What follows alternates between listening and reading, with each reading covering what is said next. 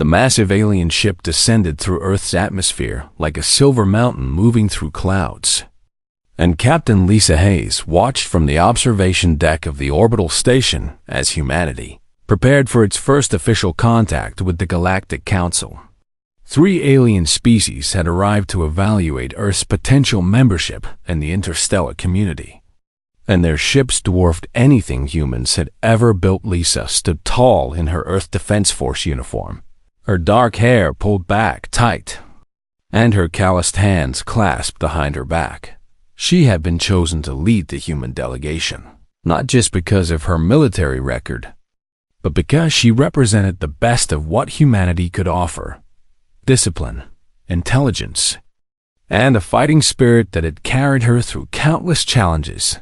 The aliens entered through the airlock, and Lisa felt her breath catch despite her training. The Kryn were tall insectoid beings with gleaming black exoskeletons and multiple limbs that clicked against the metal floor, while the Volturi were massive creatures who seemed carved from living stone with thick gray hide and arms like tree trunks.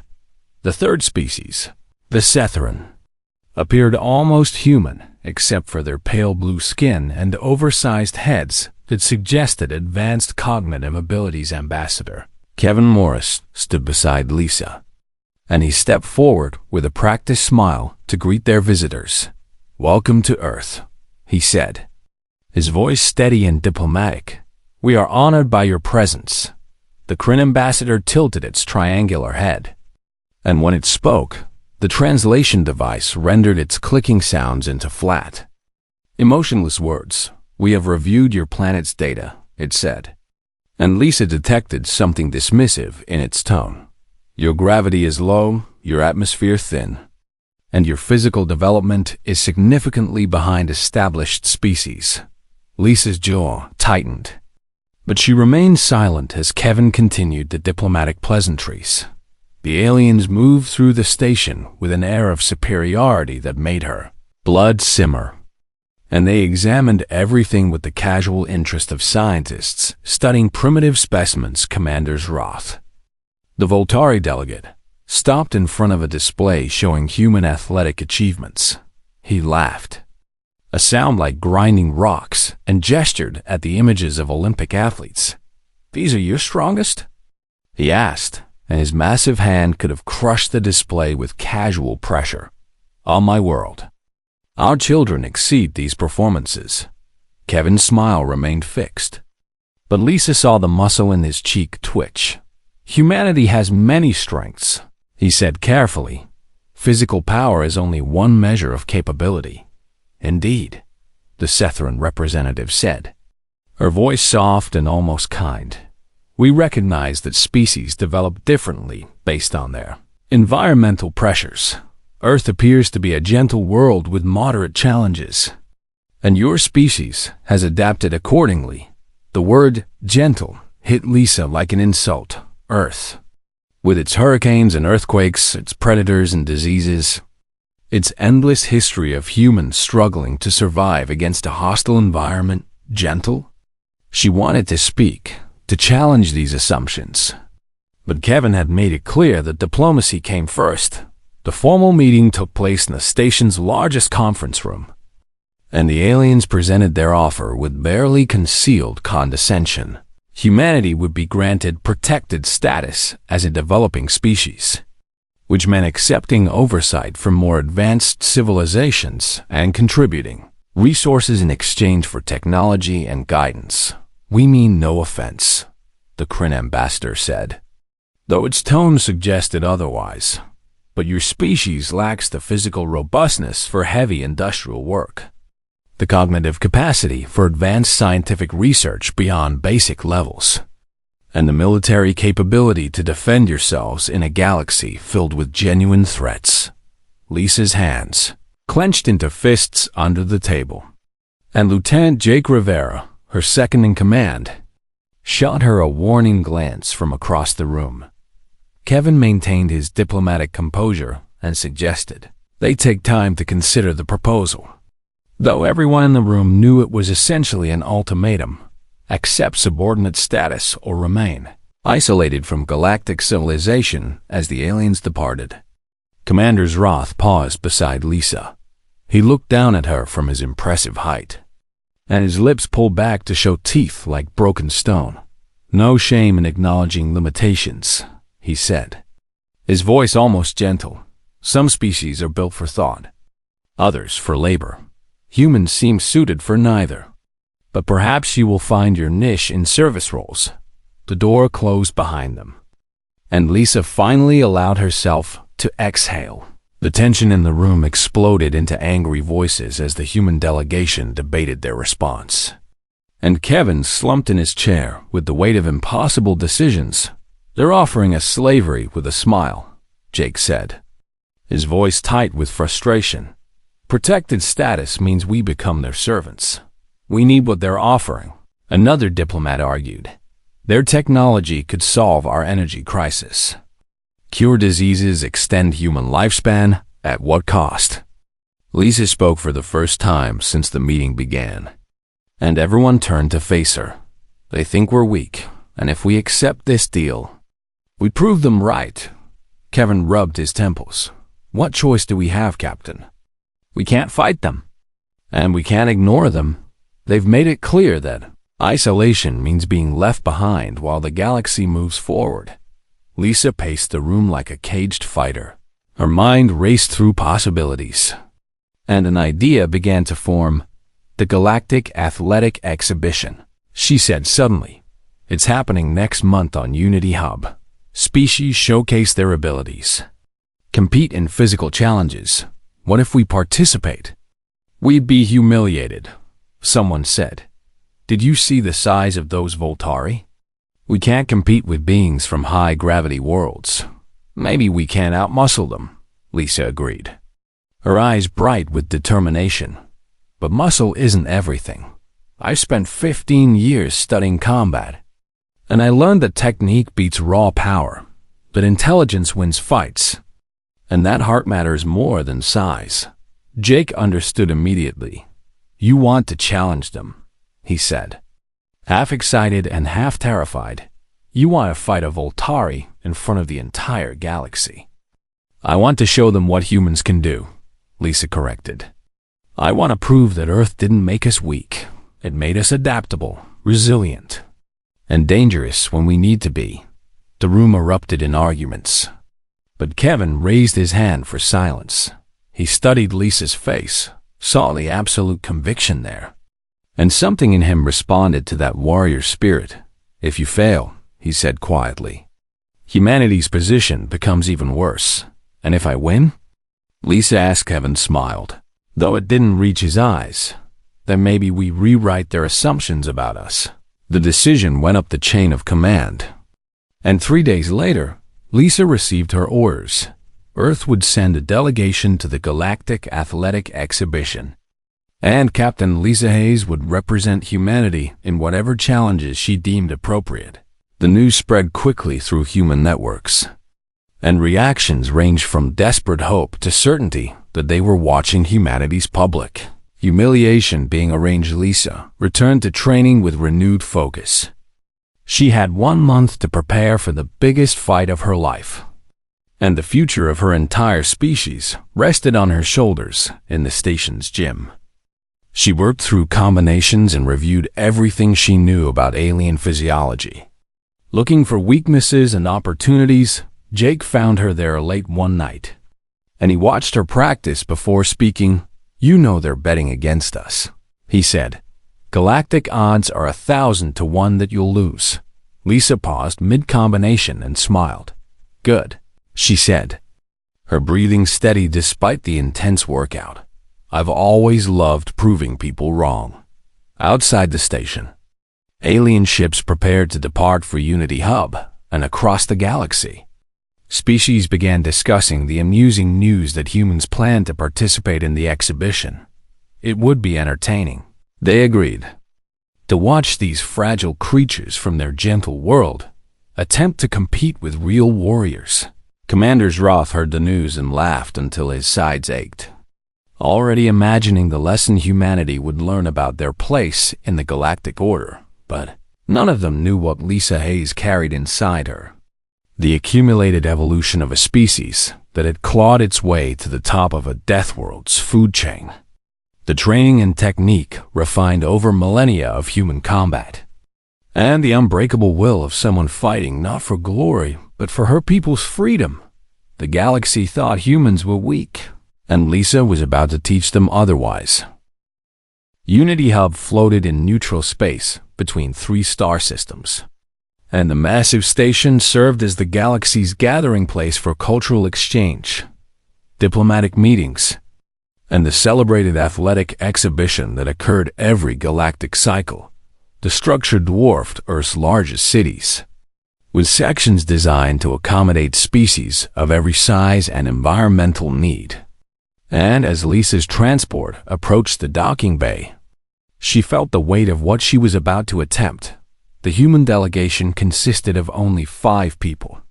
Lisa, Jake Rivera, communications specialist Amy Chun, a medical officer named Dr. Helen Park, and Ambassador Kevin Morris, who had insisted on attending despite the political risks. They traveled light compared to other delegations, with minimal equipment and no elaborate displays of wealth or technology. Amy monitored the galactic networks during their approach, and her expression grew more troubled with each passing hour.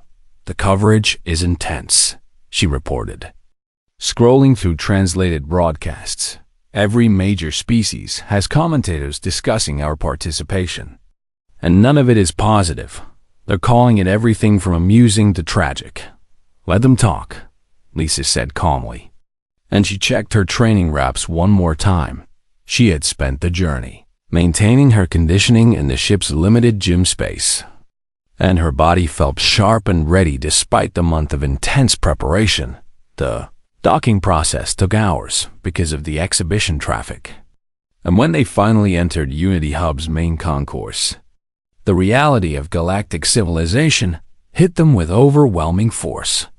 Thousands of aliens moved through corridors designed to accommodate beings ranging from small crystalline entities to massive, slug-like creatures that required specialized gravity fields. A group of young Krins stopped to stare at the humans, and their translator picked up excited chittering. "Look, the Softworlders King," one said, pointing with a thin limb. "My teacher said they're going to compete. Isn't that funny?" Lisa ignored them and focused on navigating to their assigned quarters.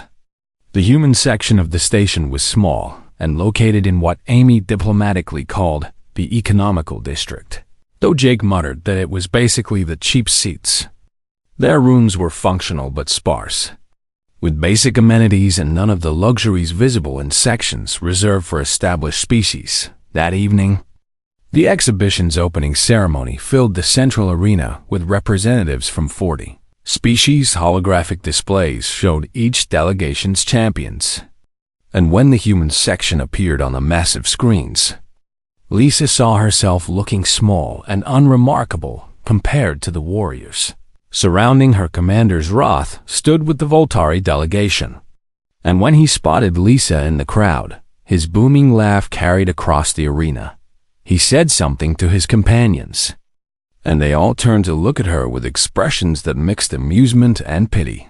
The ceremony concluded with an open challenge tradition. Any champion could issue a formal combat challenge to another species representative, and the challenged party could accept or decline without dishonor. It was meant to build excitement for the upcoming competitions, and challenges flew fast as rivals renewed old competitions and newcomers sought to prove themselves. Ross stepped into the challenge circle, and his voice amplified through the arena's systems. "I offer challenge to any who believe themselves warriors," he announced, and his massive frame seemed to grow larger under the lights. "Let those with true strength step forward and test themselves against Voltari power." Several champions accepted, and quick exhibition matches were scheduled. Lisa watched Zroth fight a Kryn warrior and end the match in under 30 seconds with a devastating throw that cracked the arena floor. The crowd roared approval, and Zroth raised his arms in victory. Kevin gripped Lisa's arm, "You don't have to do this," he said urgently. "We can find another way to prove ourselves." But Lisa was already moving toward the challenge circle, and the crowd's noise faded to confused murmurs as she stepped into the designated area. She looked up at Zroth, who stood nearly twice her height, and her voice came out clear and steady. "I accept your challenge." The arena fell absolutely silent. And then chaos erupted. Aliens shouted in dozens of languages, and the Galactic Council's overseer rushed forward to intervene.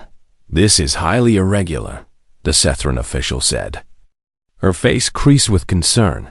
"Human, do you understand what you're accepting?" "Voltari strength is—" "I understand," Lisa interrupted. And she met Zroth's eyes without flinching. "I formally accept Commander Zroth's challenge under exhibition rules, unless the Voltari are afraid to fight someone from a gentle world." Zroth's expression shifted from amusement to something harder pride, perhaps, or anger at the implied insult. "I accept your acceptance," he said, his voice like grinding stone. "We fight tomorrow at mid-cycle. Prepare yourself." "Human." The crowd's reaction was instantaneous and loud, and Amy's translator struggled to keep up with the flood of commentary. Species were already placing bets, and the odds against Lisa climbed higher with each passing minute. Some aliens expressed concern for her safety, while others laughed at what they saw as human foolishness back in their quarters. The delegation erupted into worried discussion. Dr. Park ran calculations about the force Roth could generate and the damage Lisa's body could sustain, and her conclusions were grim. Kevin paced the small room, and Jake sat with his head in his hands. "I've reviewed footage of Voltari physiology," Helen said quietly, pulling up holographic displays. "Their muscle density is 3 times ours. Their bone structure is reinforced with mineral deposits, and their pain tolerance is legendary." "Lisa, one solid hit from him could—" "I know," Lisa said, and she studied the displays with calm focus. "But look here, at the joint structure. See how their shoulders connect? That's a leverage weakness. And here, the rib placement. There's a gap in their natural armor." Jake looked up. "You're planning to win," he said. "And it wasn't a question. I'm planning to fight smart," Lisa corrected. "Zroth has every physical advantage, but he's spent his whole life relying on strength. He probably hasn't faced an opponent who could match his technique, because raw power has always been enough." Amy interrupted from her station. "The galactic networks are going crazy," she reported. "We're the top story across every major broadcast. Most of the coverage is treating this like a tragedy waiting to happen. But there's a small group of Sethran scientists who are actually analyzing Earth's evolutionary pressures and questioning the assumptions about human capability.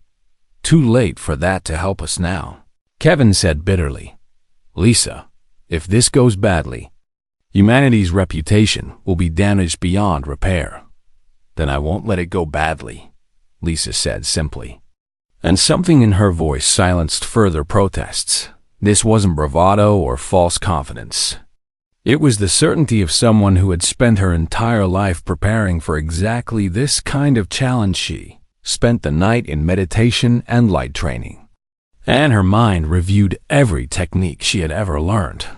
Muay Thai for devastating strikes, Brazilian Jiu-Jitsu for grappling and submissions, boxing for precision and footwork, and the countless hours studying leverage and physics that turn the human body into an efficient weapon across Unity Hub. Zroth prepared differently. He told his companions that the fight would be brief and decisive, a lesson to humans about challenging their superiors. And he spent the evening celebrating his upcoming victory with Voltari warriors who shared his confidence. The Galactic Council convened an emergency session to discuss the situation, and some members suggested canceling the match for Lisa's safety. But the rules were clear. Both parties had accepted formally, and neither could withdraw without bringing dishonor to their species. The Kryn ambassador privately hoped the match would proceed, seeing it as the perfect demonstration of humanity's proper place. As Unity Hub's cycle turned toward the scheduled match time, the arena began filling with spectators. Word had spread throughout the station, and aliens from every species came to witness what most expected to be a quick and painful lesson. Betting pools swelled to record amounts, and the odds against Lisa reached 1,500 to 1 in the human quarters. Lisa wrapped her hands with methodical care, and Jake helped her into her fighting attire. Simple Earth clothing designed for maximum mobility. Nothing fancy or technological. Just practical gear that wouldn't restrict movement. Last chance to back out, Jake said quietly. Though they both knew she wouldn't, Liza smiled. I didn't come all this way to back out, she said. I came to show the galaxy what humans are capable of. Amy's final report before they left for the arena painted a grim picture of galactic opinion. Humans were being mocked across the networks, with commentators expressing everything from pity to contempt. One Voltari broadcaster had already prepared a segment titled The Price of Hubris, When Weak Species Forget Their Place. The walk to the arena felt longer than it was, and Lisa used the time to center herself. She thought about Earth, about every human who had ever fought against impossible odds, and about the responsibility she carried. This wasn't just about winning a fight. It was about changing how the galaxy saw her species. The arena erupted in noise when she entered, and the sound washed over her like a wave. Thousands of aliens watched her walk to the combat circle, and their voices created a din that would have been overwhelming. The referee's hand dropped, and Zroth charged with the confidence of someone who had never known defeat. His massive form covered the distance in 3 powerful strides, and his fist came down like a hammer toward where Lisa stood. But she wasn't there anymore. Lisa moved with fluid precision, and her body flowed left as Zroth's strike crashed into the arena floor with force that cracked the reinforced surface. The crowd gasped at the impact, imagining what that blow would have done to human bones and flesh. But Lisa was already repositioning, her feet moving in patterns she had practiced 10,000 times. Roth recovered quickly and turned to face her, and surprise flickered across his features. Most opponents tried to retreat from his charges, to buy time and space, but Lisa had moved lateral and close. She was inside his reach now. Where his size became a disadvantage, she struck fast, and her fist connected with his midsection in a sharp, calculated blow. It wasn't meant to damage, not yet, but to test his defenses and see how his body responded to impact. Zroth barely seemed to notice, and his return swing came with devastating speed for something his size. Lisa ducked under the attack and felt the wind of his passing fist ruffle her hair. She countered with 3 quick strikes to his exposed ribs, targeting the gap in his natural armor she had identified the night before. Each hit landed precisely, and she felt the subtle give of flesh under reinforced hide. The Voltari warrior grunted, and experienced fighters in the crowd leaned forward with sudden interest. That sound meant pain, and Zroth shouldn't have been in pain this early in the match. Roth's confidence cracked slightly, and he unleashed a barrage of powerful strikes. His fists came down like meteors, each one capable of ending the fight. But Lisa moved between them with the grace of water flowing around stones. Her training had prepared her for exactly this. For opponents who relied on power without precision, she caught his rhythm, and the pattern of his attacks became clear, powerful but predictable, committed without considering what happened if they missed. Lisa exploited every opening, landing strikes that accumulated damage like drops of water wearing away stone. Voltari commentator spoke rapidly into his broadcast device, and his voice carried confusion. This shouldn't be possible, he said, forgetting his earlier mockery.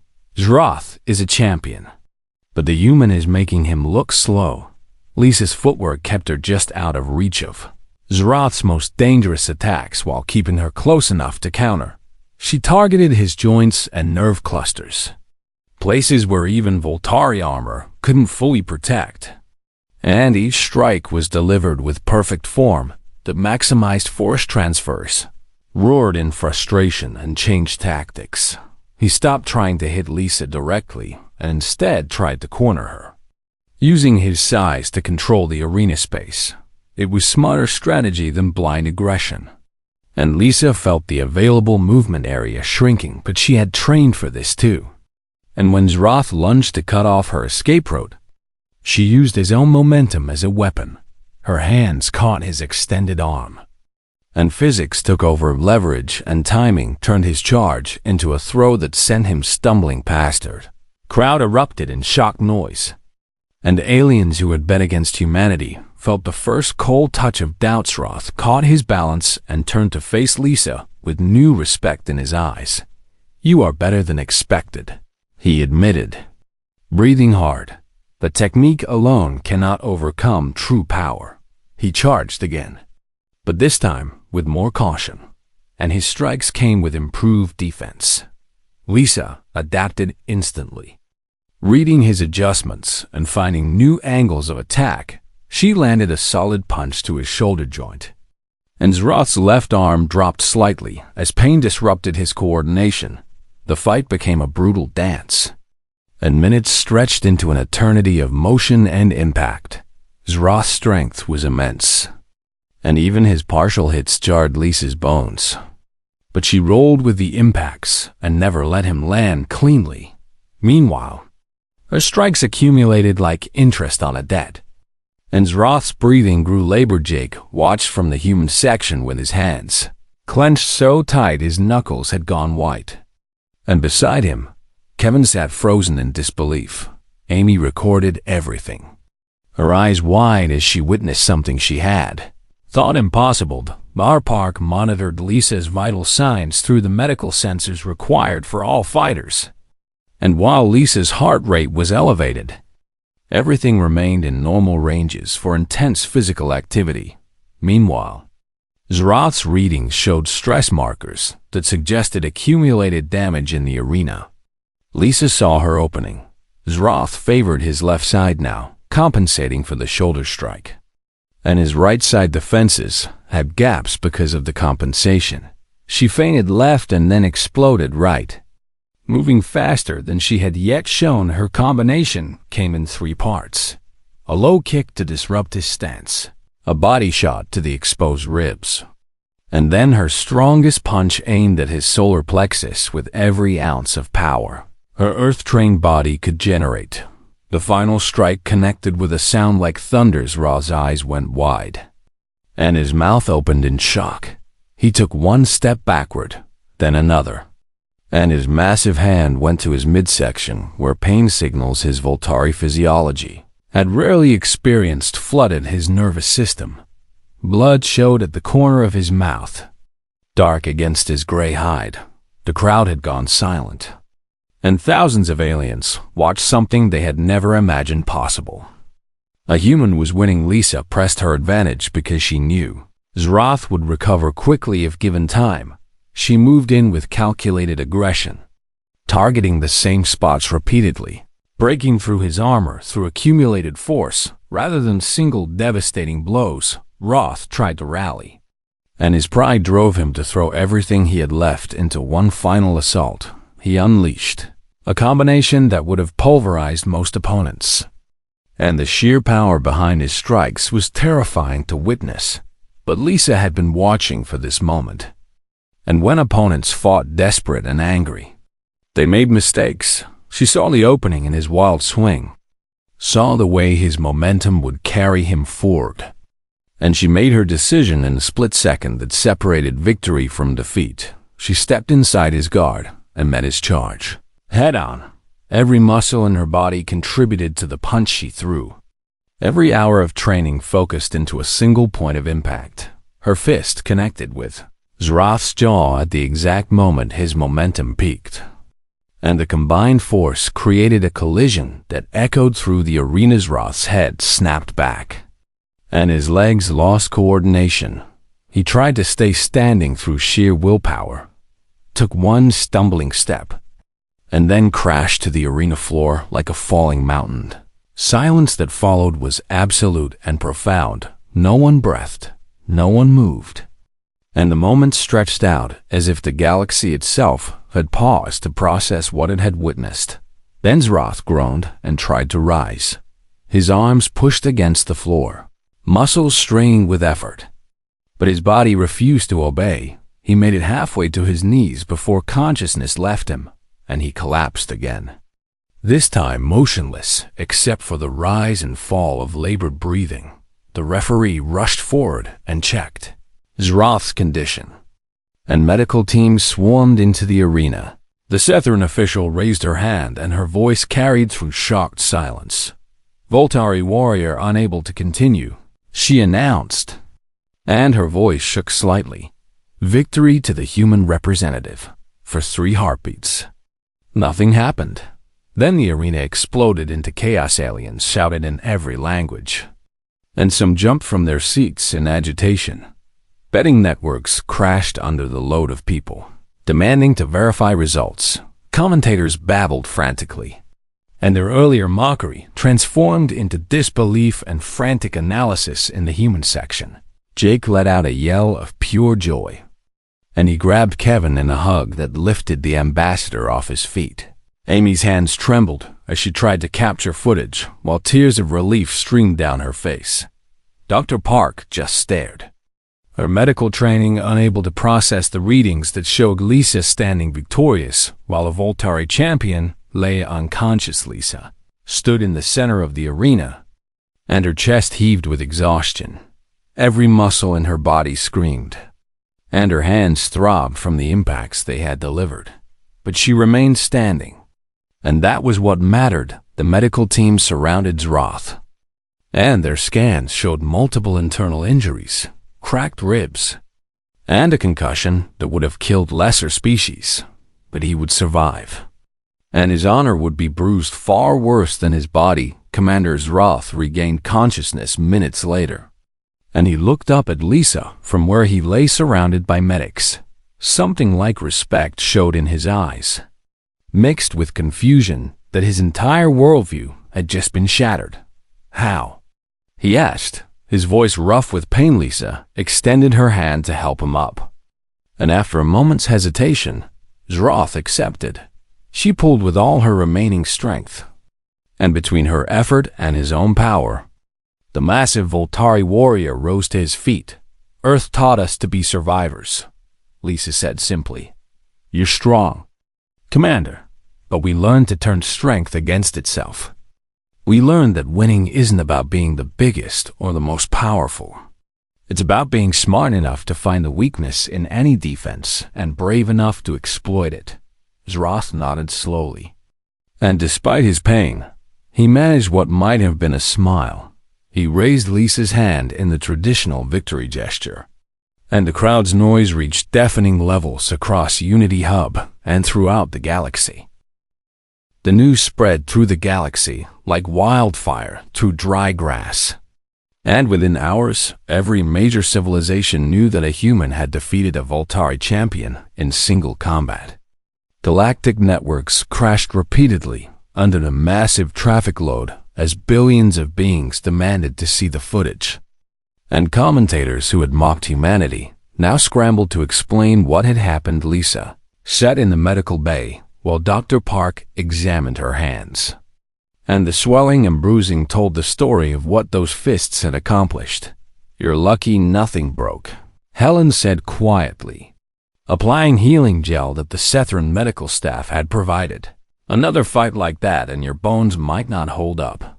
Hopefully there won't be another fight like that," Lisa replied, though her tone suggested she would do it again if necessary. Exhaustion pulled in her muscles, but her mind remained alert as Amy provided updates from the galactic networks. The Voltari High Command issued a statement. Amy reported, scrolling through her translator. "They acknowledge your victory and express respect for your skill. That's actually huge. Lisa, Voltari culture values strength above everything, and they're publicly admitting you demonstrated superior combat ability." Jake entered carrying food from the station's human-compatible vendors. And his smile hadn't faded since the match ended. "You're famous," he said, setting down containers of nutrient paste that approximated Earth cuisine. "There are aliens outside our quarters wanting interviews, and the Galactic Council has requested a formal meeting. Oh, and someone started a fund to bet on humans in future competitions. And it's already worth more than Earth's entire economy." Kevin followed Jake into the medical bay, and the ambassador's expression mixed pride with concern. "We need to discuss next steps," he said, pulling up a holographic display. "The political landscape has shifted dramatically. Species that wanted us as subordinates are now requesting partnership treaties." And the Kryn ambassador personally apologized for his earlier dismissive attitude. "That's good, right?" Lisa asked, flexing her bandaged hands carefully. "It's complicated." Kevin admitted, "Some species are genuinely reassessing their views on humanity. But others are frightened." A faction of Voltari warriors has issued a challenge demanding a rematch with multiple fighters. They claim your victory was luck and want to restore their species' honor. The mood in the room shifted instantly, and Lisa's expression hardened. "How many fighters?" she asked. "3," Kevin said grimly. "And they want the match to be more comprehensive than simple combat. They're proposing a full evaluation, fighting, strength trials, endurance challenges, and problem-solving under pressure. They're trying to overwhelm you with numbers and variety," Jake said, anger creeping into his voice. "They can't accept that a human beat them fairly, so they're changing the rules." Amy pulled up profiles of the 3 Voltari challengers, and the data was intimidating. Each was a proven warrior with decades of combat experience, and together they represented some of the finest fighters their species produced. "Galactic opinion is divided," she reported. "Some species think the Voltari are being poor sports, but others say that testing human capability more thoroughly is reasonable." Darpark finished treating Lisa's hands and sat back with a worried expression. "Your body needs time to recover," she said firmly. "You can't fight again so soon." "Not against 3 opponents. The accumulated damage would be too severe." Lisa studied the profiles silently, and her mind worked through possibilities and strategies. She had proven humans could fight. But could they excel in multiple disciplines against beings specifically adapted for physical challenges? The doubt that flickered through her thoughts wasn't about courage, but about realistic assessment of capability. A soft chime announced a visitor, and the door opened to reveal an unexpected guest. Dr. Nathan Price, Earth's lead xenobiologist, entered with the harried expression of someone who had traveled through space at maximum speed. "I came as soon as I heard," he said, embracing Lisa briefly. "The Galactic Scientific Assembly wants me to present findings on human evolution and capability. Your victory has created an opportunity to educate the galaxy about what Earth actually represents." He pulled up holographic displays showing Earth's geological history, climate variations, and predator species. "They've been operating under false assumptions," he explained, his academic excitement breaking through. "They classified Earth as a gentle world based on surface readings, but they didn't understand the evolutionary pressures that shaped humanity." The display showed images that made even the human delegation uncomfortable. Hurricanes that could level cities, earthquakes that reshaped continents, tsunamis that drowned coastlines, and predators that had driven human ancestors to develop intelligence and cooperation as survival strategies. Every species in the galaxy evolved under specific pressures. Nathan continued. "The Voltari developed strength because their high-gravity world demanded it. The Kryn developed exoskeletons because their planet's predators required armor. But Earth," he paused for emphasis, "Earth created generalists, survivors who could adapt to anything because the planet never let us specialize." He showed footage of human extreme sports, base jumping, free climbing, deep-sea diving, and activities that made the watching aliens express shock. They think we do these things because we're reckless, Nathan said, smiling. They don't understand that for humans. Challenging ourselves against dangerous environments is recreation. We literally do for fun what other species consider survival situations. Kevin leaned forward. Interest replacing worry. You going to present this to the scientific assembly? Tomorrow, Nathan confirmed. And if we play this right, it changes the entire conversation. Instead of defending ourselves as surprisingly capable despite being weak, we reframe the narrative. Humans are dangerous because Earth made us that way. The discussion continued late into Unity Hub's cycle, and a plan began forming. Lisa would accept the Voltari challenge. But with conditions, it wouldn't just be about proving human capability again.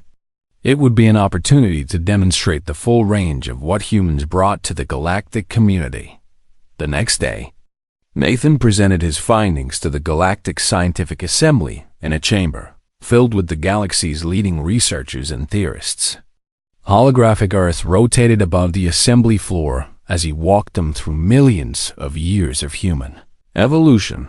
Earth's axial tilt creates extreme seasonal variations, he explained, showing climate data, temperature swings of 70 degrees, alternating floods and droughts, ice ages that force migration and adaptation. And this is considered normal for the planet. He displayed Earth's predator species, great white sharks, saltwater crocodiles, polar bears, venomous snakes, and parasites that killed millions. Humans didn't just compete with one apex predator. They competed with hundreds, in every environment. And they won not through superior strength, but through intelligence, cooperation, and technological innovation. A Sethran scientist raised a question about human physical limitations, and Nathan's response was backed by detailed data. Human endurance is actually exceptional, he said, showing persistence hunting footage. We can run prey to exhaustion over distances that would kill most species. Our cooling systems and energy efficiency are optimized for sustained activity rather than brief power output. The assembly watched in growing amazement as Nathan demonstrated human adaptability, living in deserts and Arctic regions at high altitudes and sea level, creating civilizations in every climate zone. No other species in the galaxy has colonized such diverse environments on their home world, he noted, because no other species needed to. Earth forced humanity to become adaptable or die. When he showed footage of human recreation, extreme sports, competitive athletics, and activities undertaken purely for challenge and enjoyment, several scientists stood up in disbelief. A Kryn researcher demanded verification that the footage wasn't edited or enhanced, completely authentic. Nathan confirmed. Humans climb mountains without assistance, jump from aircraft for entertainment, and deliberately put themselves in dangerous situations to test their limits. What you interpret as recklessness is actually human nature responding to millions of years of environmental pressure. The presentation concluded with comparative data showing where humans excelled: endurance, adaptability, problem-solving under stress, and the ability to remain functional across wide temperature and pressure ranges. You classified Earth as a gentle world, Nathan said, his final words ringing through the chamber. But gentle worlds don't produce apex predators. And that's what humans are. Persistent predators with advanced intelligence, cooperative social structures, and the psychological makeup of survivors. The scientific assembly erupted into debate that continued for hours. And by the end of the session, 3 major research institutions had requested permission to study Earth's biosphere directly. The Sethran representative stood and formally acknowledged that their initial assessment of humanity had been fundamentally flawed. Word of Nathan's presentation spread quickly, and Lisa watched the coverage from her quarters. The galactic narrative was shifting from humans got lucky to humans are more dangerous than we realized. And that shift brought its own challenges and opportunities. Commanders Roth visited Lisa that evening, moving carefully. The arena filled with spectators for the second time in a week. But the atmosphere had changed completely. Where before aliens had come to watch expected human humiliation, now they came with genuine curiosity and respect. Lisa's victory over Roth had rewritten assumptions, and the galaxy wanted to see what else humans could do. Lisa stood with Jake and Amy in the preparation area, and her body felt ready despite the short recovery time. Dr. Park had worked wonders with alien medical technology, and the bruising and swelling had reduced dramatically. But more important than physical healing was mental preparation. And Lisa had spent the past 3 days studying every aspect of the upcoming trials. The Voltari challengers entered from the opposite side. 3 warriors named Kronuk, Drenna, and Vex, each representing different aspects of Voltari martial excellence. Kronuk was a technical fighter who relied on precision.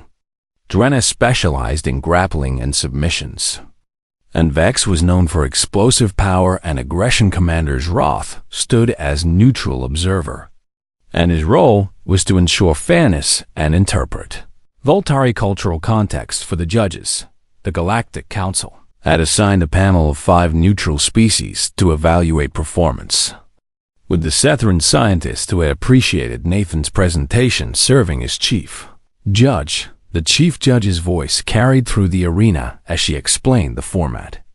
3 trials will test different aspects of capability, she announced. First, individual combat between Captain Hayes and Warrior Kronuk. Second, a physical endurance course designed for high-gravity species. Third, a crisis simulation testing judgment under pressure. Each trial will be scored independently, and cumulative results will determine the outcome. Lisa noticed that the terms had shifted from simple win-lose to scored evaluation. It was fairer than overwhelming her with numbers, and it gave her opportunities to demonstrate human strengths beyond pure fighting ability. The first trial began immediately, and Lisa faced Kronuk in the combat circle. He was smaller than Zroth, but moved with fluid precision that suggested extensive training. They circled each other, and Lisa recognized a fellow technician, someone who studied combat as art rather than just violence. Kronuk attacked with combinations that flowed like water, and his strikes came from unexpected angles. Lisa countered with equal precision, and for the first few minutes, the fight was a chess match of move and countermove. Neither fighter dominated, and the crowd watched in appreciative silence as 2 skilled warriors tested each other. Lisa found her rhythm and began exploiting small openings in Kronuk's defense. She targeted his left knee with low kicks that accumulated damage, and when he adjusted to protect it, she shifted to body shots that tested his endurance. Kronuk responded by increasing pressure, trying to overwhelm her with volume of attacks. The technical exchange continued for nearly 10 minutes, and both fighters showed signs of fatigue.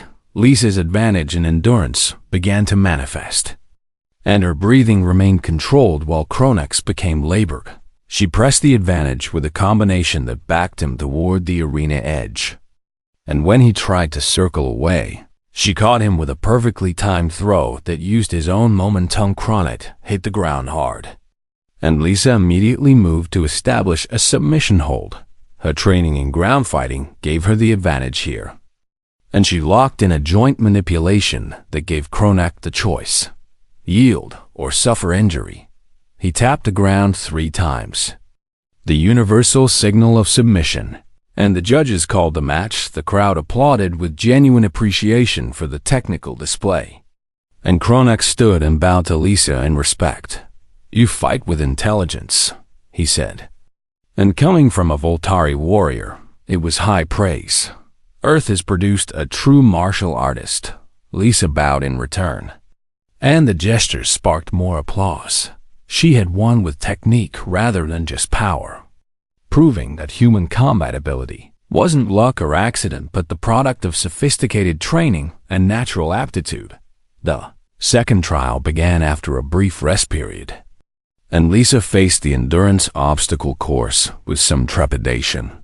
The course was designed for species adapted to high gravity, with walls meant for beings with natural climbing abilities, gaps requiring powerful leaps, and weights calibrated for Voltari strength standards. Rena, the Voltari grappling specialist, would compete alongside Lisa, and both would be timed and scored on completion.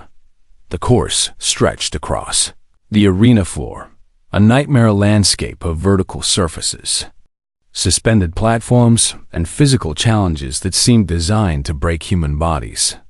The signal sounded, and both competitors launched forward. Drenna attacked the course with raw power, using her massive strength to tear through obstacles directly. She scaled walls with brute force, leaped gaps that would have challenged Earth's best athletes, and lifted weights that would have crushed Lisa. But Lisa approached the course differently, and her human adaptability showed its value. Where Drenna climbed walls with strength, Lisa found handholds and used technique to conserve energy. Where Drenna jumped gaps with explosive power, Lisa used momentum and precision to clear distances that seemed impossible for her size. The weight challenge proved most difficult. Massive bars that Drenna lifted easily were far beyond Lisa's raw strength capability. But Lisa studied the problem from multiple angles and found leverage points. She used fulcrums created from the course's structural elements, applied physics principles to multiply her force, and moved weights not through lifting but through intelligent application of mechanical advantage.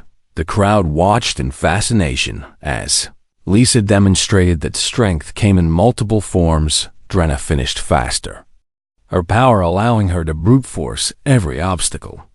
But Lisa's completion of a course designed for beings much stronger than humans drew appreciation from species who understood what they were witnessing. The judges deliberated and announced scores. Drenna received higher marks for speed and power, but Lisa earned maximum points for adaptability and problem-solving. The trial was essentially tied, with each competitor demonstrating different, but equally valid forms of capability.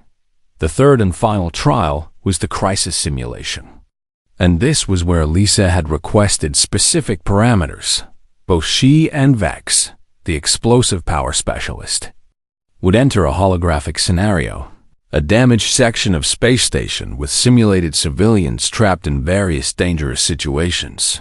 The goal was rescue and evacuation under time pressure, and judges would score based on civilians saved, time efficiency, and methodology. Vex entered his simulation first, and the holographic environment showed a corridor filled with debris, failing life support, and trapped civilians of various species. He approached the crisis with Voltari directness, tearing through obstacles with raw strength, clearing paths with explosive force, and moving civilians quickly through brute efficiency. His boost method was effective in its way. He completed the evacuation in impressive time and saved most of the civilians. But observers noted that his aggressive approach caused additional structural damage, and some of the more fragile civilian species suffered simulated injuries from his handling.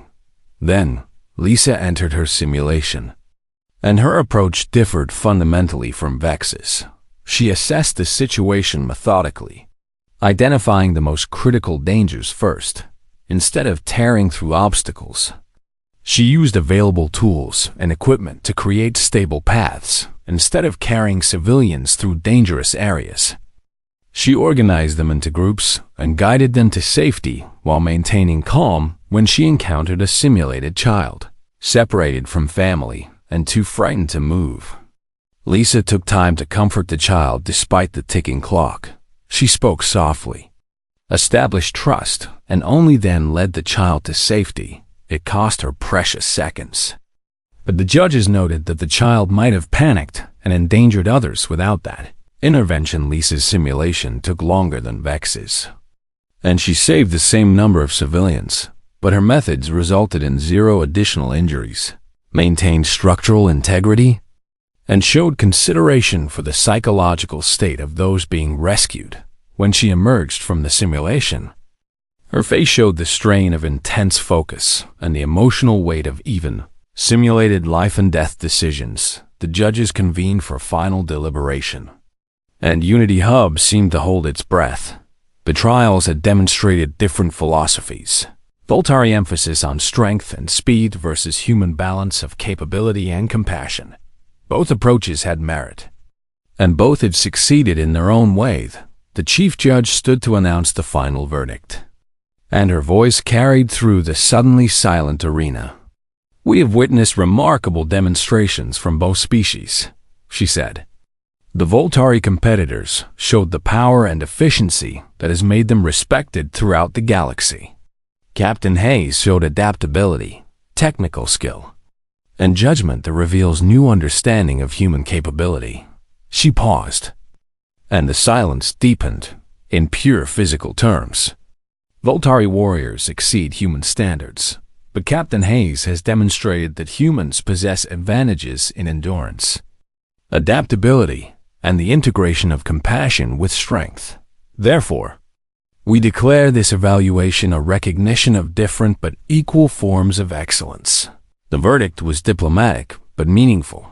Humanity hadn't been declared superior, but they had been recognized as genuine equals. With their own forms of strength that commanded respect, Vex approached Lisa after the announcement.